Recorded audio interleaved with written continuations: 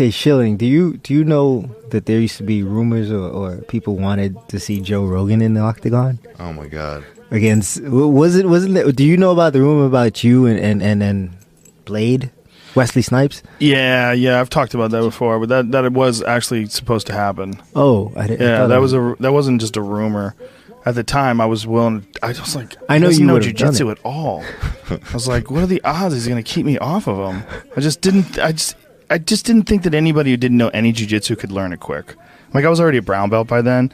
I just knew what happened when a brown belt fights a white belt. I'm like, I just can't imagine. And I know how to stand up. And even if I wasn't good at striking anymore, like as I was when I was a kid, I'm good enough to know what to not do and where to not be. And if I get a hold of someone who doesn't know jiu-jitsu, I'm pretty sure I'm choking the fuck out of them. And that was my thought. I was like, this guy really wants to do this? I was like, I know he's never wrestled. He never had a competitive martial arts match, whether it's a kickboxing fight or a karate fight.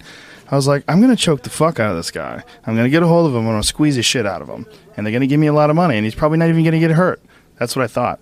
And it turned out really what it was just he was desperate in a real bad situation with the IRS. And so they were trying to figure out some way to generate money. And one of the ways they said, look, let's just see if we can come up with a crazy pay-per-view fight. And they wanted to fight Jean-Claude Van Damme in some pay-per-view fight. But the guy they brought it to was this guy, Campbell McLaren, who was one of the original producers of the UFC. And he's like, look, nobody's going to pay to see you and Jean-Claude Van Damme fight. I disagree. I'd pay for it. But they said no one's going to pay for that. You know, you have to fight someone who's, I think the word he used was current.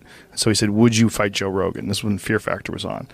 And he said, yep, I'll do it. Let's do it. And so they came to me and I went, how much money? And then they started talking. I said, okay. I said, I'll do it. And are you serious? I go, yeah, I'll fight that guy. I was like, okay, let's see what happens. And so then there was like a bunch of changes of the contract. It was supposed to be 50-50. Then it changed, and I said, okay to that too. I said, whatever. Let's just do it. Let's just do it. Come on, let's do it. Like, and I was training for it for quite a while. I was training for it for a couple of months, and I was fucking tired all the time. I was training with Rob Kamen, and I was doing jiu-jitsu. So I'd be hitting pads with Rob Kamen and sparring with him and sparring with some of his students, and then I'd go to jiu-jitsu, and I was fucking tired, and it made me... I always knew how hard it was to be a professional MMA fighter. I'd seen people work at it. I'd seen guys struggle. I'd seen guys like Connor Hune, who was like a young guy who was coming up in the amateur ranks, and I was seeing him fight out of legends. So I knew the requirement of it. But until the piss-ass amount of training that I was doing in comparison to what it is to fight in the UFC or something like that, it just gave me way more of an appreciation for just how much it takes out of your life. Because it's not just the amount of time that you're spent training. It's like when you're done training, you're fucking tired. And you're not going to get a lot of other things done. And if you do, you're going to be cranky, right? Yup. So that was the story behind it. And he just decided not to do it, apparently. And when it became more obvious that they didn't want money, they wanted to put him in jail. They wanted to put him in jail and set an example.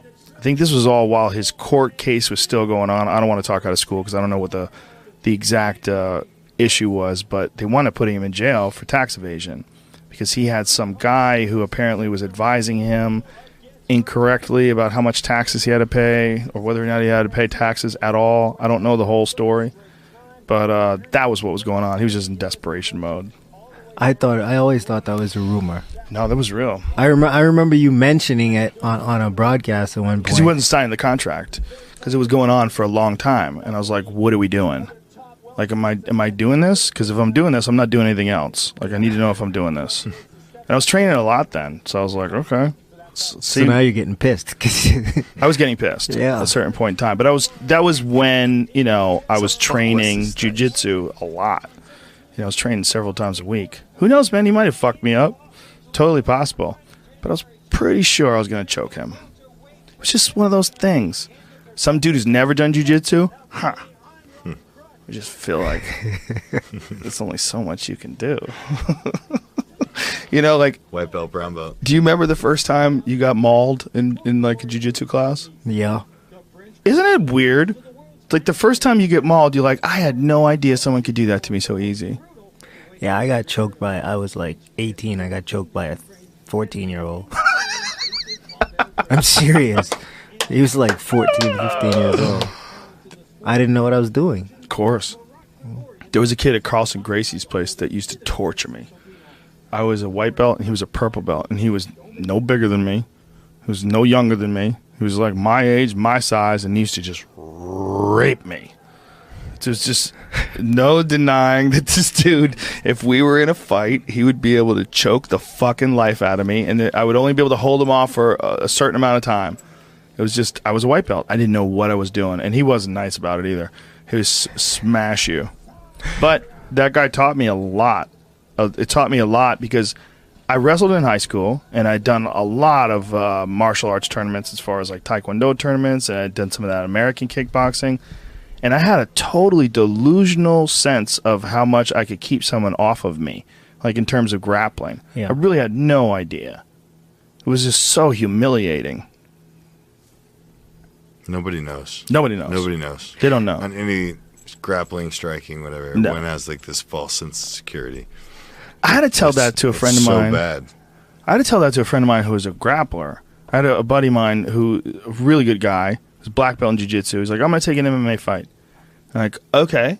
Like, why are you going to take an MMA fight? He's like, well, you know, it's kind of a bucket list thing. I want to do it. I'm like, you going to dabble in this? Are you going to compete? You going to fight? Like, we had one of these conversations. Like, how are you going to do this? And I'm like, you know what you can do to a guy, because he's a black belt. Like, you know what you could do to a guy on the ground that doesn't know what the fuck he's doing? Someone could do that to you standing up.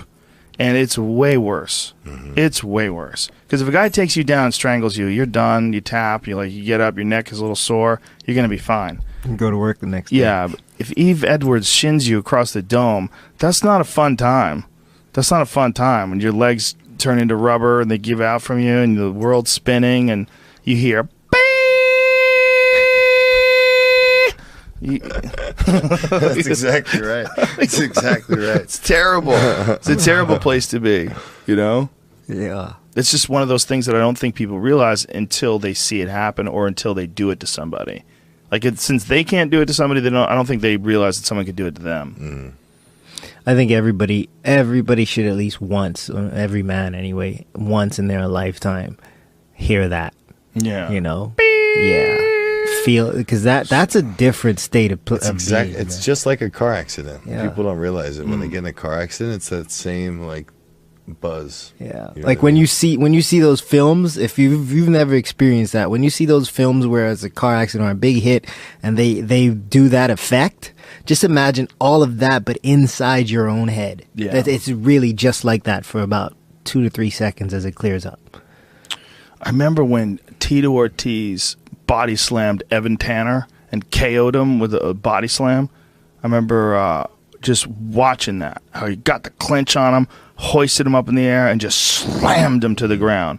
And I remember thinking, like, so few people understand that a guy like that can just do that to you. Yeah.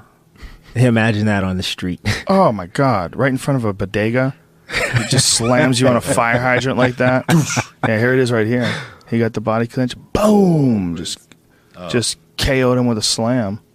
That was when Tito was in his full prime. I mean, we've seen that. Why doesn't that happen more often? That seems like that Guys are better. Yeah. Yeah, you're not getting a lot of body these- locked. Getting body locked anymore. Guys are better. They're better at adjusting on the way down too. The guys are realizing the consequences of that head getting into play. They're protecting themselves because a lot of it is in the body slam. You're also getting head butted. Mm-hmm. You know,